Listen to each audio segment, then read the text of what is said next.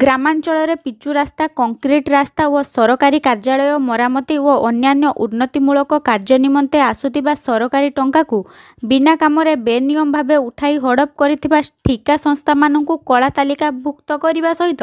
ଟଙ୍କା ହଡପରେ ସହଯୋଗ କରିଥିବା ବାରିପଦା ଗ୍ରାମ୍ୟ ଉନ୍ନୟନ ବିଭାଗର ବିଭାଗୀୟ ଯନ୍ତ୍ରୀ, ସହକାରୀ ଯନ୍ତ୍ରୀ, ଏସଡିଓ ପ୍ରମୋଦ କୁମାର ଜେନା ଓ ପୂର୍ବତନ ଅଧୀକ୍ଷଣ ଯନ୍ତ୍ରୀ ତଥା ବର୍ତ୍ତମାନର ମୁଖ୍ୟ ନିର୍ମାଣ ଯନ୍ତ୍ରୀ ଅକ୍ଷୟ କୁମାର ନାୟକଙ୍କୁ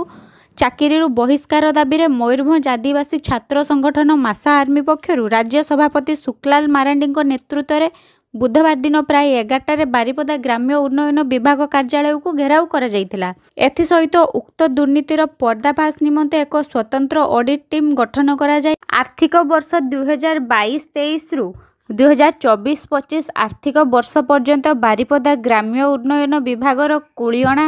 ସାମାଖୁଣ୍ଟା, ବାରିପଦା, ସୁଳିଆପଦା ବ୍ଲକରେ କେଉଁଠି କେଉଁଠି କେତେ କେତେ ଟଙ୍କାର କେଉଁ କେଉଁ ଠିକା ସଂସ୍ଥାମାନେ କାମ କରିଛନ୍ତି ଓ ସେମାନଙ୍କୁ କେତେ କେତେ ଟଙ୍କା ଅର୍ଥ ପ୍ରଦାନ କରାଯାଇଛି, ଏହାର ତଦନ୍ତ ସ୍ୱତନ୍ତ୍ର ଅଡିଟ୍ ଟିମ୍ ଦ୍ୱାରା କରାଯିବା ନିମନ୍ତେ ମୁଖ୍ୟମନ୍ତ୍ରୀଙ୍କ ଉଦ୍ଦେଶ୍ୟରେ ଏକ ସ୍ମାରକପତ୍ର ଅଧୀକ୍ଷଣ ଯନ୍ତ୍ରୀଙ୍କୁ ପ୍ରଦାନ କରାଯାଇଛି। ଉକ୍ତ ଦୁର୍ନୀତିଗ୍ରସ୍ତ ଯନ୍ତ୍ରୀ ଓ ଠିକାଦାରମାନଙ୍କ ବିରୋଧରେ କୌଣସି କାର୍ଯ୍ୟାନୁଷ୍ଠାନ ଗ୍ରହଣ କରାନଗଲେ ଚଳିତ ମାସ ଆସନ୍ତା 20 ତାରିଖ ଦିନ ବାରିପଦା ବନ୍ଦ ଡାକରା ଦିଆଯିବ ବୋଲି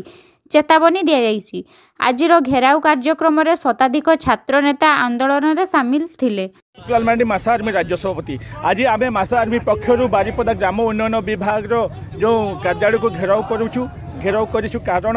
ଏଇଠି ଯେଉଁ ସରକାର ଗ୍ରାମାଞ୍ଚଳର ଉନ୍ନତି ପାଇଁ ରାସ୍ତା କାମ ପାଇଁ କୋଠା ବିଲ୍ଡିଂ ନିର୍ମାଣ ପାଇଁ ଯେଉଁ ସରକାର କୋଟି କୋଟି ଟଙ୍କା ଦେଉଛନ୍ତି, ଏମାନେ ଏଠିକା ଯନ୍ତ୍ରୀ, ସହକାରୀ ଯନ୍ତ୍ରୀ ଏବଂ ମୁଖ୍ୟ ନିର୍ମାଣ ଯନ୍ତ୍ରୀ ମିଶିକି ମାନେ କଣ୍ଟ୍ରାକ୍ଟର ସହିତ ମିଶିକି ମଧୁଚନ୍ଦ୍ରିକା କରିକି ବିନା କାମରେ କୋଟି କୋଟି ଟଙ୍କା ଆତ୍ମସାତ କରିଛନ୍ତି, ହଡପ କରିଛନ୍ତି। ଏହାର ତଦନ୍ତ ଯେଉଁ ଅଡିଟ୍ ଟିମ୍ ଡକାଯାଏ, ଏହାର ତଦନ୍ତ କରାଯାଏ। ଯେଉଁ ଠିକା ସଂସ୍ଥାକୁ ଯେଉଁ ବିନା କାମରେ ବିଲ୍ ନେଇଛି ସେହି ଠିକା ସଂସ୍ଥାକୁ ବ୍ଲାକଲିଷ୍ଟେଡ୍ କରିବା ସହିତ ବିଭାଗୀୟ ଯନ୍ତ୍ରୀ ଏସଡିଓ ପ୍ରମୋଦ କୁମାର ଜେନା ଏବଂ ମୁଖ୍ୟ ନିର୍ମାଣ ଯନ୍ତ୍ରୀ ଅକ୍ଷୟ କୁମାର ନାୟକଙ୍କୁ ଚାକିରିରୁ ବହିଷ୍କାର କରାଯାଇ ତାଙ୍କ